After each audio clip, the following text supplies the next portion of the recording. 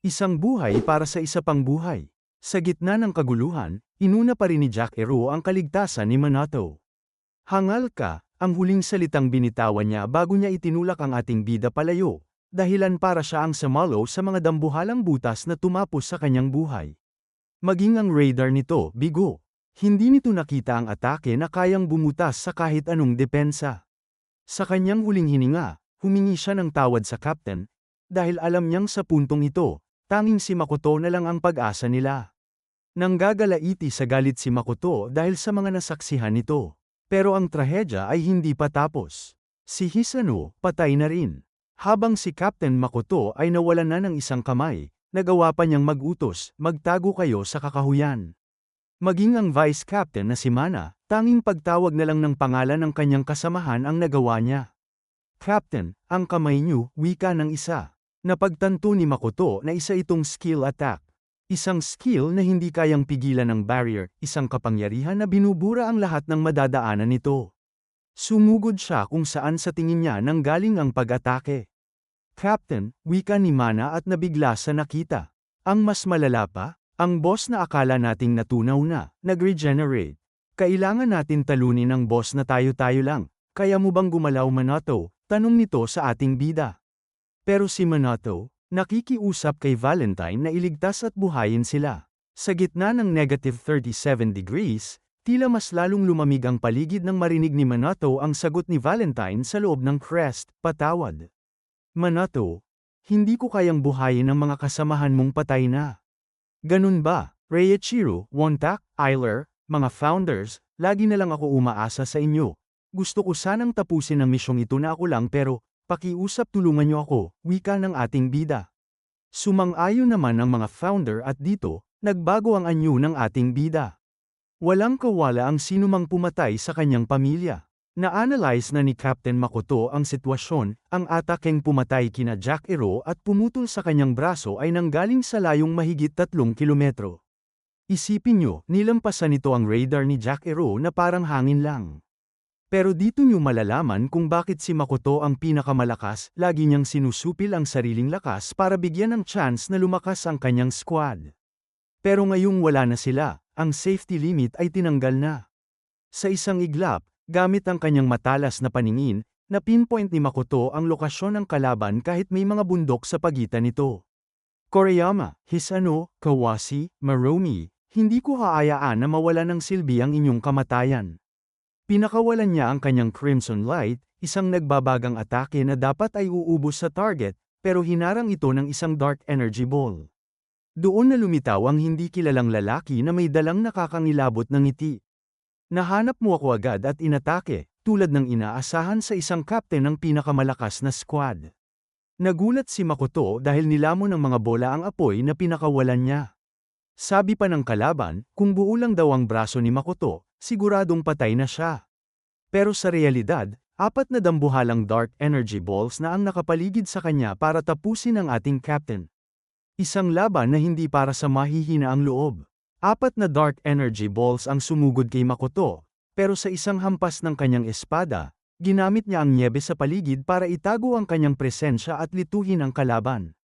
Sa isang bilis na hindi kayang sundan ng mata, nakapunta si Makoto sa likuran ng misteryosong lalaki para sa isang matinding slash, pero doon na tayo kinabahan. Sa halip na ulo ang tumalsik, ang espada ni Makoto ang naputol at isang dambuhalang butas ang lumitaw sa kanyang katawan. Sabi ng hindi pa nakikilalang lalaki, tama, inaasahan mong mapupugutan mo ako ng ulo, di ba? Pero, ikaw yata ang talagang mas malapit na sa kamatayan. Kahit nakaluhod na sa sakit, hindi pa rin bumibitaw ang ating captain. Muling sumugod si Makoto ngunit hindi niya magawang tamaan. Wika ng kalaban, oopsie, walang kwenta yan.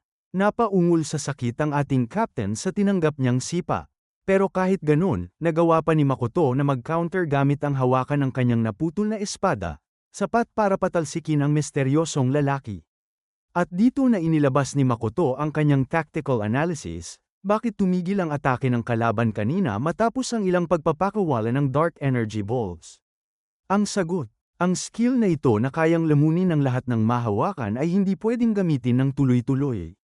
Kung titignan, pareho lang silang nauubusan ng lakas. Well, sa palagay ko, hindi tayo pareho ng posisyon. Ikaw ang dihado sa atin ngayon, wika ng misteryosong lalaki. Tugon ni Makoto, dihado? Inalala ng captain ang 3 rules ng kanilang squad.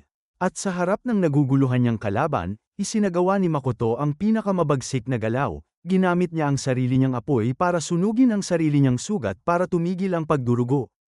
3rd rules. Higaitan ang iyong kahinaan, wika ni Makoto. Isang sigaw na yumanig sa langit at lupa. At doon na lumitaw ang kanyang forbidden technique, ang Red Dragon God Emperor Scarlet Blaze. Hindi lang ito basta skill. Ayon sa misteryong lalaki, sinusunog na ni Makoto ang mismong life force niya. Literal na ginagawang gasolina ng ating captain ang sarili niyang buhay para lang sa isang huling atake. Pero hindi rin patatalo ang kalaban, sinunog na rin niya ang kanyang sariling buhay para ilabas ang pinakamalalim na kadiliman. Sa gitna ng nagbabagang liwanag at lulun na dilim, narinig natin ang bulong ni Makoto, lahat kayo, pakiusap, panoorin ako. Iniaalay niya ang huling sandali ng kanyang buhay para sa mga kasamang nawala, para kay Jakiro, kay Hisano, at sa buong SUA squad. Sa isang nakakangilabot na sigaw, binitawan niya ang babalang tatatak sa kasaysayan, huwag mong maliitin ang SUA squad. Ito na ang clash na magpapasabog sa buong bundok, kung saan ang apoy ng paghihiganti at ang dilim ng kawalan ay magtatagpo sa isang huling pagsabog. Isang sipa, isang bangungot. Habang nahihirapan si Mana na sugpuin ang nag-regenerate na boss, napansin niya si Minato, nakaluhod lang, walang kibo, at tila nawala na ang kaluluwa matapos makita ang pagkamatay ni Jakiro. Sabi ni Mana sa sarili niya, normal lang yan, civilian lang siya dati bago naging hunter.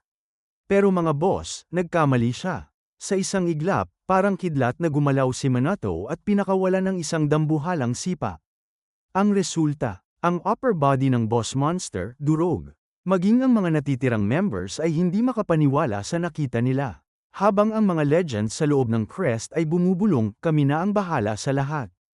Samantala, sa kabilang panig ng bundok, ang Duel of Fate ay patuloy na naglalagablab. Ang Scarlet Light Blade ni Makoto ay pilit na binabasag ang kadiliman. Kahit ang misteryong lalaki ay kinakabahan na, ang apoy na dapat ay nabura na ay muling lumalabas. Alam ng misteryosong lalaki na may limitasyon ang kaya niyang gawin, kahit sa pagkontrol ng kadiliman. Kaya naman, pinakawalan niya ang 2 dark energy balls patungo sa ating captain. Sa isang split-second na pagkakataon, umiwas si Makoto at mabilis na sumugod. Sa isang hampas ng kanyang espada, naputol ang kanang braso ng misteryosong lalaki. Sabi ni Makoto, baliktad na ang posisyon natin ngayon. Pero tuso ang kalaban. Hindi natin alam ang tungkol dyan, wika nito. Sa halip na sumuko, isang brutal na sipa ang ibinalik nito diretso sa sugat ni Makoto. Ang sakit nun. Ang tadhana ay nakasulat na. Pero sino ang may hawak ng panulat? Kahit putol na ang braso ng misteryosong lalaki, hindi man lang siya nabahala. Hindi nito mababago ang resulta sa pamamagitan lamang ng pagputol sa aking isang braso, wika nito. Kahit nasusunog na ang braso ng kalaban, hindi pa rin mapagkakaila na may butas sa katawan ang ating captain. Alam ng misteryosong lalaki na pagkatapos niyang ibato ang dark balls, pipilitin ng captain ang close combat. Sabi pa niya kay Makoto, napakalakas mo talaga. Lagi mong pinipili ang pinakamahusay na diskarte at gumagalaw ng walang sinasayang na oras, pero madali kang basahin. Kung kaya't matatalo ka sakin. Pero heto ang masakit, mga boss, ang pagkatalo raw ng SUA squad ay nakatakda na mula pa sa simula base sa Book of Doom. Doon na nanlaki ang mata ni Makoto, ang book. Huwag mong sabihin na. At dito na ipinaliwanag ng misteryosong lalaki ang tungkol sa The Book of Doom. Kung mayroong anti-prophecy organization, asahan nyo na mayroon ding grupo na ang tanging layunin ay tuparin ang bawat pagkawasak na nakasulat sa propesya. Hindi makapaniwala si Makoto na may ganang organisasyon. Ipinakilala na ng kalaban ang kanyang sarili, siya ang ika-12 sa 12 Apostles of the Apocalypse, ang Apostle of Darkness. Sila ang mga kamay na sumisiguradong magaganap ang bawat trahedya sa mundo. Nang tanungin ni Makoto kung para saan ang lahat ng ito, isang nakakangilabot ng ngiti lang ang isinagot ng kalaban, mapapatawad mo ba ako kapag sinabi ko? Sa sobrang galit, hindi na naghintay si Makoto at tinapyas ang kaliwang balikat ng apostle. Dahil sa puntong ito, alam ng captain na, ito na ang pagkakataon niya. Wala nang mana ang kalaban, hindi na ito makakagamit ng skill at sagad na ang katawan sa kanyang limitasyon, ito ay isang close victory na dapat niyang sunggaban. Inihanda na ng ating captain ang kanyang pamatay na atake, Red Dragon. Akala ni Makoto ay tapos na ang laban nang putulin niya ang braso ng Apostle. Ito na ang katapusan, wika ng Apostle. Isang maliit na bote lang pala ang katapat nito. Uminom ang misteryosong lalaki ng isang misteryosong likido at sa isang iglap. Isang dambuhalang liwanag ang bumalot sa kapaligiran na dahilan din para matigil ang ultimate skill ni Makoto. Ang brasong putol na, bumalik na parang himala. Isang solidong suntok ang dumapos sa mukha ni Makoto, dahilan para tumalsik siya sa isang ice pillar. Sabi ni Makoto sa kanyang isip, paano? Ang brasong tinapyas ko. Ang sagot ng kalaban, isang artifact mula sa era of the old tower. Ayaw ko sanang gamitin ang mahalagang bagay na ito, pero wala akong magagawa dahil ikaw ang kalaban ko, Sua Makoto, wika ng Apostle. Sinubukan pa ni Makoto na lumaban gamit ang kanyang Scarlet Light Blade, pero binaliwala lang ito ng 4 na Dark Energy Balls ng kalaban. Sa bawat suntok at sipa na tumatama sa sugat ni Makoto, unti-unti nang bumibigay ang kanyang katawan. Hindi makapaniwala ang ating captain. Sabi niya sa kanyang isipan, imposible. Talagang tuluyan na siyang gumaling. Isang artifact. Ang mga artifact na yan ay kontrolado ng mga gobyerno at bansa dahil sa lakas na taglay ng mga ito. Ang mga artifact na yan ay mula pa sa panahon ng lumang tore. Walang organisasyon dapat ang malayang makagamit nito. Isang malakas na sipa ang tinamo ng ating captain. Bumagsak ka na din sa wakas, wika ng Apostle. Pero kahit nakahiga na sa gitna ng dugo at yelo, may bulong pa rin si Makoto, hindi pa. May kailangan pa akong gawin. Isang huling alaala bago ang kadiliman. Sa gitna ng kanyang paghihingalo, naalala ni Makoto ang payo ni Minato tungkol sa kanyang kapatid na si Shinji at sa kanyang pusang si Oribe-chan. Gusto niyang bamawi, gusto niyang maging kuya, pilit niyang hinawakan ang kanyang espada para sa isang huling atake. Tumatak sa isipan ni Makoto ang imahe na pinapangarap niya. Muling umatake ang ating captain gamit ang kanyang natitirang lakas. Pero mga boss, doon na tayo nadurog. Ang natitirang kamay ni Makoto, binura ng kadiliman ng Apostle. Sa isang malamig na, paalam Sua Makoto, tila tinuldukan na ang tadhana ng ating captain. Pero nagkamali ang kalaban. Dahil sa isang dambuhalang pagsabog, ang ice pillar sa likuran ay nagkapira-piraso at lumabas ang ating bida. Si Minato, naglalakad patungo sa kalaban habang umiiyak. Hindi ito iyak ng takot, kundi iyak ng purong galit at pait matapos makitang mamatay ang lahat ng kanyang hinahangaan. At dito na lumitaw ang mga boses na yayanig sa buong mundo. Ang mga founders sa loob ng Crest ay hindi na nakapagpigil. Sabi ni Reiichiro sa kanyang nakakatakot na tono, Hoy, ikaw ba? Ikaw ba ang nagpaiyak sa disipulo namin? Hindi na ito si Minato. Maging si Captain Makoto, napaamin, ang aura na bumabalot sa ating bida ay hindi na makatao. Ang apostle na si 12, na kanina lang ay kampanteng pumatay sa Sua Squad, ay biglang napaatras. Sa takot niya, ginamit niya ang pinakaduwag na move, ginawang hostage ang dugoang si Makoto. Huwag kang gagalaw kundi papatayin ko siya. Pero mga boss, bago pa man niya matapos ang banta niya, ang kaliwang braso ni 12, tumalsik. Hindi niya man lang nakita kung kailan siya tinabasan kahit nakatingin siya ng diretso kay Minato. Dito na lumitaw ang tunay na lakas ng mga founders. Si Reiichiro, gamit ang katawan ni Minato, ay nadismaya pa dahil naboli ang sword na gawa sa Mercury sa isang strike lang. Inaasahan ko naman na hindi tatagal yan ng isang atake, wika ng alchemist. Pero huwag ka mag-alala, dahil nandyan ang master alchemist na si Kilig.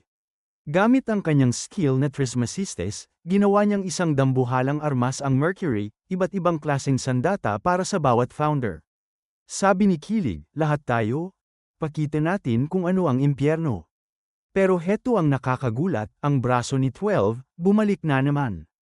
Ayon kay Mills, hindi lang ito healing, isa itong reversal artifact na uulitin ang pag-recover hanggat hindi nauubos ang effect nito. Kitang-kita ang clash ng dalawang cheats. Si 12 ay umaasa sa isang artifact na may auto-recovery, habang si Minato naman ay naging portal para sa mga pinakamalakas na legends.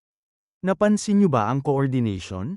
Habang nag-a-analyze si Mels sa limitasyon ng artifact, si Margit naman ay binitawan ng isang araw diretso sa noo ng Apostle. Kahit gumaling ang sugat, ang mensahe ay malinaw, walang safe spot kay 12.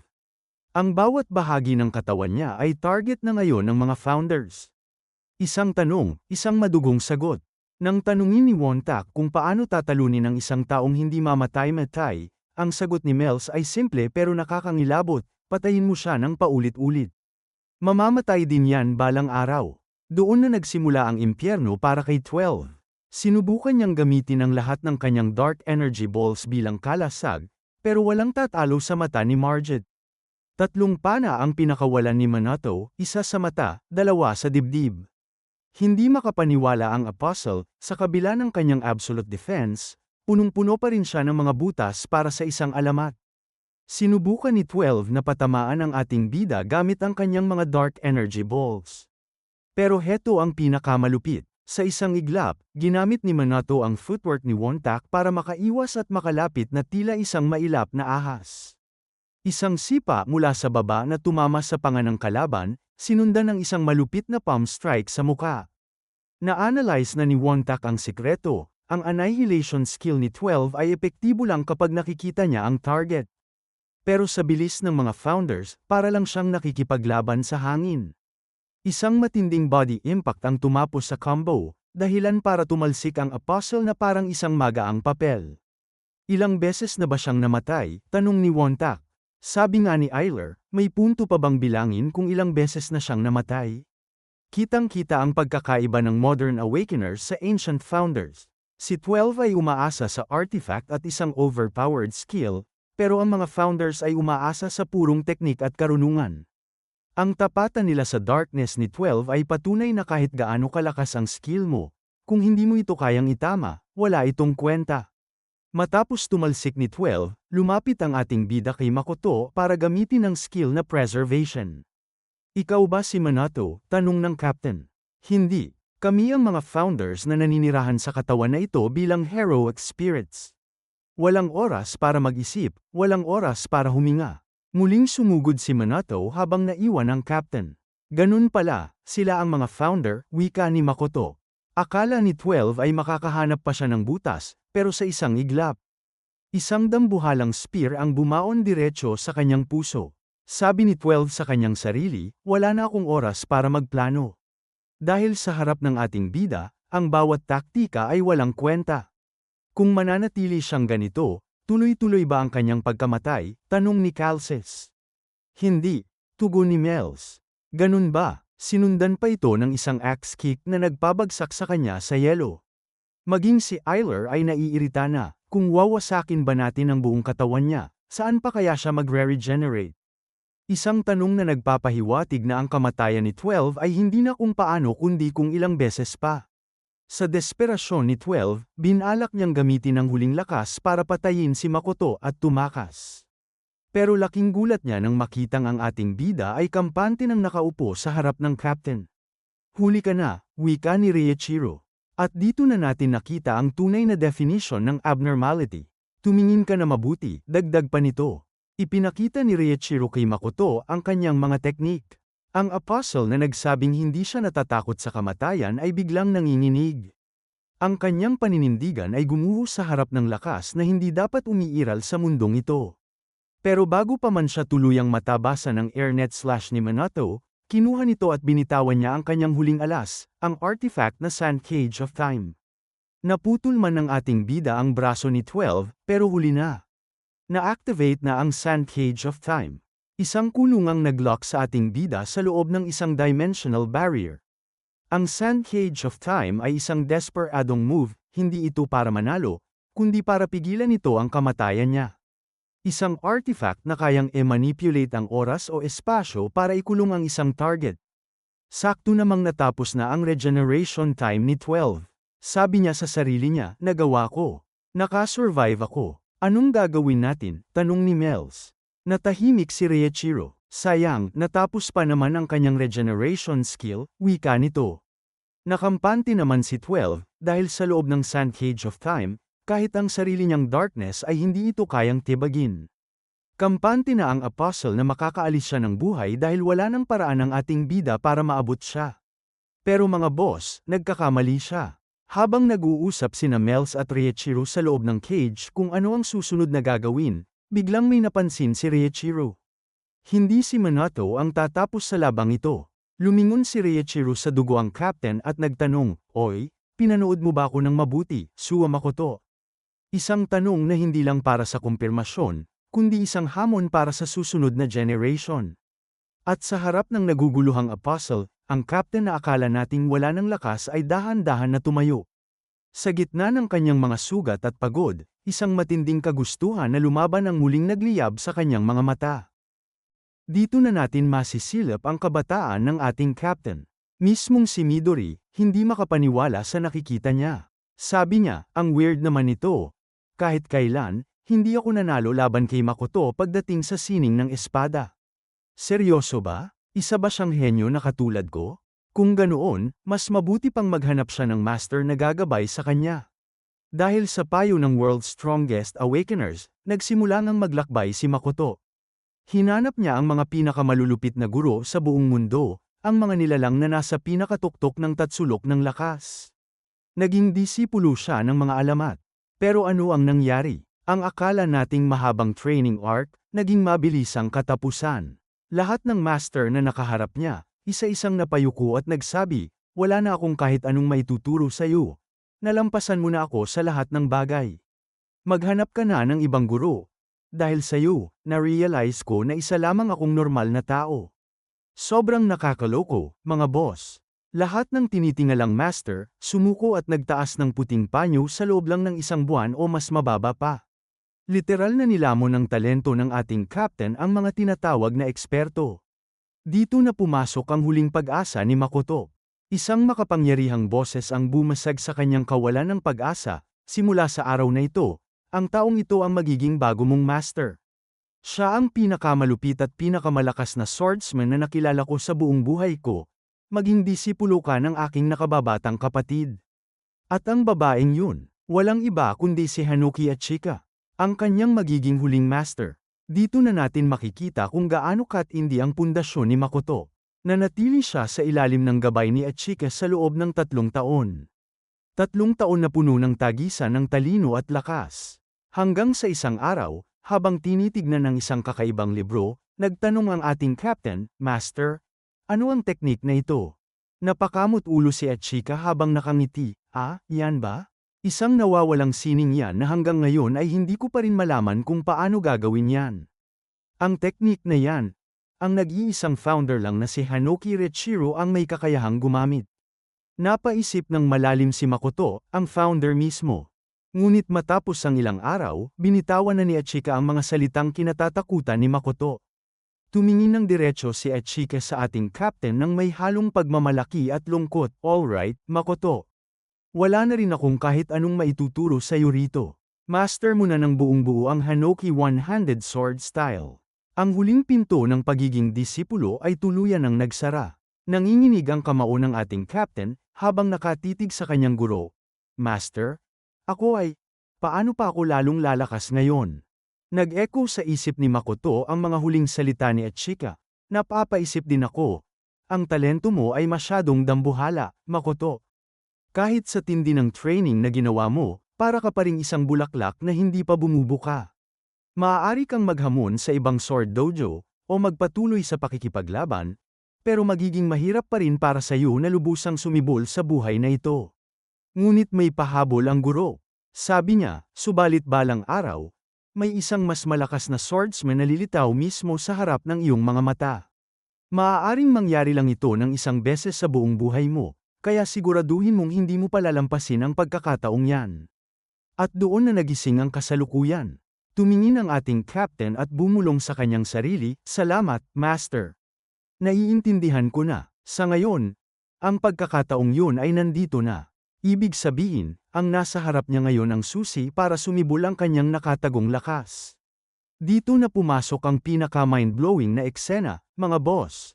Tumayo si Makoto at pinilit niya ang kanyang porma para sa isang pangwakas na atake. Walang dalawang kamay na maayos at walang hawak na espada. Literal na katawan at aura lang ang natitira sa kanya. Napasigaw si Mels sa matinding kalituhan, ano? Ano ang ginagawa niya?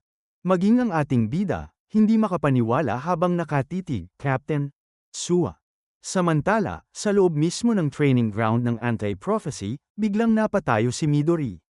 Isang dambuhalang aura ang biglang sumabog at binalot ang buong space. Nanlaki ang mga mata ni Midori, ano? Ano ang tindi ng kapangyarihang ito? Naguluhan si Shinji, anong problema? Pero walang sagot-sagot. Kumaripas ng takbo si Midori patungo sa pinanggagalingan ng aura at literal na winasak ang pader sa tindi ng kanyang pagmamadali.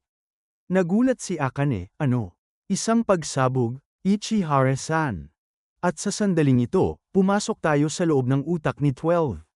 Ang matinding kalituhan ay tuluyan ng lumamon sa kanyang buong isip. Sa logika at sa sistema ng mundo, ang swordsman na nasa harap niya ay baldado na, talo na, at hindi na dapat makakagawa ng kahit ano pa sa buhay na ito. Dapat ay tapos na si Makoto. Ngunit sa kabila ng lahat ng yan, sigurado si 12 sa kanyang puso. Ramdam ng bawat hibla ng kanyang laman na siya ay mapuputol at mahihiwa ng espadang hindi nakikita. Isang taga na walang talim, ngunit kayang humiwa ng kaluluwa. Isang nakakapangilabot na ilusyon na magiging katotohanan. Umalingaw-ngaw ang boses ni Reiichiro kay Minato, Minato, kung ang mga tao ay parang mga bulaklak, sisibol lang sila sa kanilang totoong potensyal sa loob ng isang maikling sandali. Ito ba ay sa panahon ng peak ng kanilang pisikal na katawan? O kapag nahanap na nila ang kanilang ultimate move? O baka naman kapag naabot na nila ang katotohanan? Ngunit para sa kanya, ang sandaling yun ay ngayon oras mismo.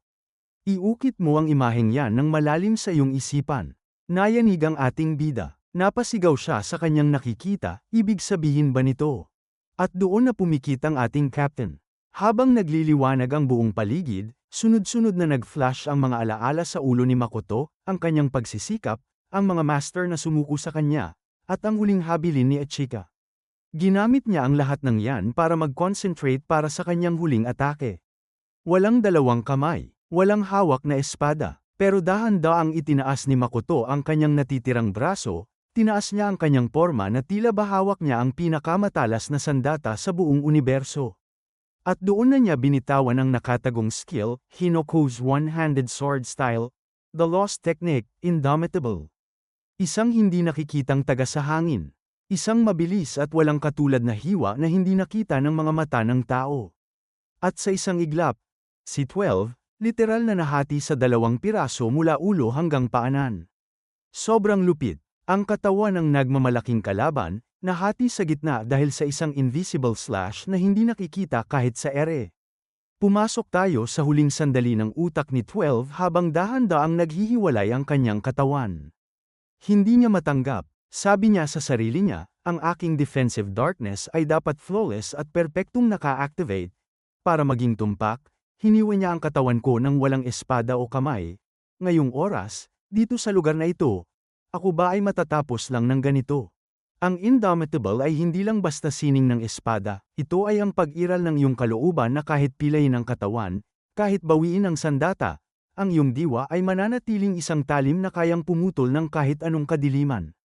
Sa pagbagsak ng dalawang hati ng katawan ni 12, tuluyang naglaho ang kanyang flawless na kadiliman sa harap ng hindi matitinag na diwa ni Makoto. Isang malalim at marangal na boses ang narinig mula sa kawalan, ang boses ng founder na si Reiichiro, napakahusay. At matapos ang makasaysayang atake na yun, dahan-daang bumagsak ang katawan ni Makoto sa lupa. Pero sa loob ng kanyang isip, walang pait o pagsisisi. Ang sabi ni Makoto sa kanyang sarili, ang espada, na nasa loob lang ng aking isip, ay literal na nag-materialize at naging katotohanan. Kahit na nakatayo ako sa ilalim ng madidilim na ulap, nakikita ko pa rin ito ng malinaw. Doon sa dulo, sa likod ng kalangitan, alam ko na ngayon. Sa wakas, naging isang swordsman na ako na nakaabot sa antas na yun. Dito natin naramdaman ang tindi ng pagkatao ni Makoto. Hindi lang siya naging malakas dahil sa talento, kundi dahil sa lahat ng taong nakapaligid sa kanya. Sabi niya, binalat ako ng biyaya ng pagkakaroon ng pamilya, kaibigan, mga kasamahan, at mga subordinate. Lahat ng naranasan ko sa mundong ito ang siyang nagpalakas sa akin. Kaya kahit na ito na ang aking katapusan, patawad, Shinji. Patawarin mo ang iyong kuya. Kontento at masaya na ako ngayon. Ang isang halimaw, pumanaw ng may ngiti at kapayapaan sa puso. Dito na pumasok ang isang napaka-spiritual na eksena. Sa isang kakaibang espasyo sa loob ng kanyang kamalayan, biglang lumitaw ang ating bida at dahan-daang naglakad patungo kay Makoto. Iniabot ng ating bida ang kanyang kamay para sa isang huling pakikipagkamay, isang simbolo ng pagtanggap ng legasiya. Tumingin si Makoto at ngumiti. Tama. Ang kamatayang ito ay hindi ang katapusan, maaari ko pa ring iwan ang aking legasiya sa susunod na henerasyon. Salamat. Ang Sun Cage ay unti-unti nang naglalaho at nabubura. Kumaripas ng takbo ang ating bida patungo sa bumabagsak na katawan ng kapitan. Sabi ng ating bida, sa mismong sandaling ito, nararamdaman ko sa pamamagitan ng aking crest of nothingness, na konektado ako kay Captain Suwa. Captain Suwa. Ngunit hindi lang siya ang papunta sa Captain. Mula sa kalangitan, isang nagliliwanag ang bumasag sa dilim. Dumating si Midori na humaharurot pababa, sumisigaw sa tindi ng kaba at takot para sa kanyang matalik na kaibigan, Makoto.